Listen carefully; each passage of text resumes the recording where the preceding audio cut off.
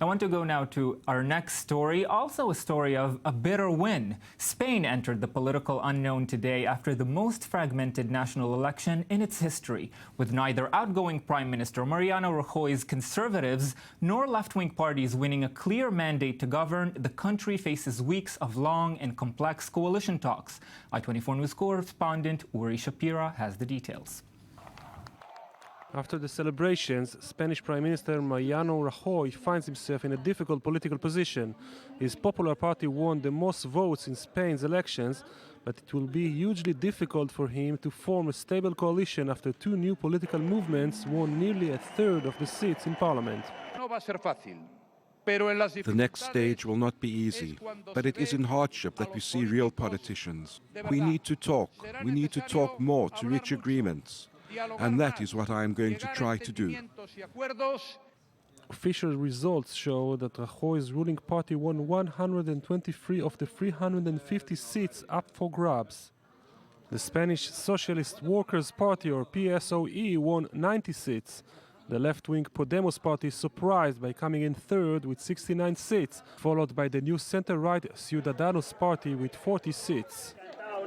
This is the first time that four parties will be represented so strongly in parliament since the death of dictator Francisco Franco in 1975. We are starting a new political era in our country. Our defense of the social justice and our fight against corruption are going to be the political lines of our group in the Spanish Congress. Spain is not going to be the same anymore. The top issues in the election campaign were austerity policies, the country's high unemployment rate, which stands at 21%, and the situation in Catalonia, a semi-autonomous region, which is threatening to separate. In November, the Catalonian parliament voted to initiate the process. However, Rajoy dismissed calls to set a referendum on the issue. Podemos was the only party that backs the Catalan referendum, although the party's leader said he would recommend voting against secession. Yes, and I'm joined now in the studio by Daniel Shak, former Israeli ambassador to France. Good evening. Hi, good evening. And Mr. Shak, before we continue discussing the situation in Spain, I want to bring in a phone call from Madrid. Esther Siete Iglesias, a journalist at La Razón, join us from Madrid. Good evening, Esther. Thank you for being with us. Thank you. Good evening. How are you?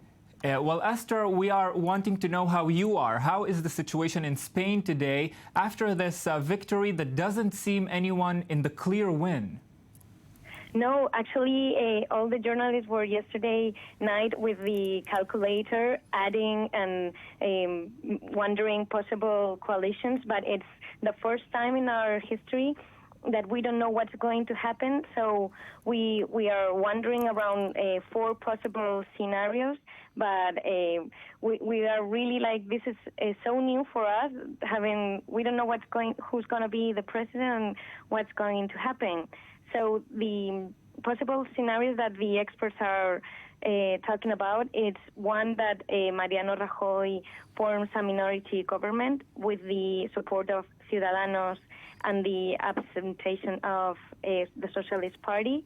Then the second is that all the parties of the left join together, and also there's nationalist parties of the left that will form a huge left coalition. And the third one is new elections, maybe in March or if everything goes fast. And the fourth, that I personally think it's quite unlikely because we saw them fighting a lot during the campaign, is a coalition, as in Germany, between the Partido Popular and the Socialist Party. Well, Esther Siete Iglesias, joining us from Madrid in Spain, thank you for that insight. We will continue discussing the story with Mr. Shak in the studio. Good evening again. Good evening. Well, Mr. Shak, the Conservatives won the vote, but they could lose the ruling power in Spain. How likely is Prime Minister Rajoy to find himself out of the government? Well, time will tell, but since the studio is in Jaffa in Israel, we are experts on these situations where you have a so-called winner, but actually you don't know that he or she actually won an election. And this is part of a trend that is beginning to crawl all across Europe, where the countries with a solid bipartisan system where you had a pendulum between left and conservative governments is suddenly broken up. And there is the emergence of new forces. So in France, the forces are not very new. It's Marine Le Pen's National Front, but she has broken the two-party system. In Spain, this is now happening too, where the two big political formations, the conservative PP and the Socialist Party, who traded, who exchanged governments over the past 30 years, are suddenly confronted with a situation where they cannot gain a majority on their own and where they will have to form complex coalitions with new forces, which reflect a sort of fatigue of the voters, not just in Spain, also in Greece, in Portugal, in France, a fatigue with the traditional parties. Well, as you mentioned, the emergence of new powers usually has to do with also an economic situation within the country. We know that a lot of people in Spain were tired of the austerity measures. Podemos ran on that platform. To what degree did the austerity measures and the economic crisis in Spain really influence this election? This is not a sudden economic crisis. This has been going on since 2008. It's been 7 years of hardship for many European countries. And conservative governments who have tried to confront the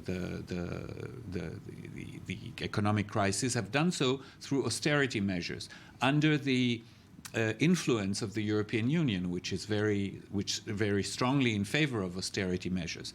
And in some of the countries, mostly in Southern Europe, may I add, the people are not prepared to do that anymore. So you have Greece, which in a very violent manner just threw out a government that responded to the European demands. And here in Spain and in Portugal, the neighboring Portugal, you have the same situation. You have 21% or 22% of unemployment in Spain, which is huge for a European country.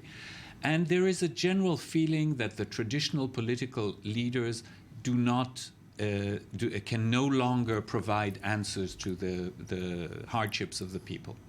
Well, as you said, in Israel, we know the situation very well. We'll see how Spain deals with it. Daniel Sheck, thank you very much for being with us tonight.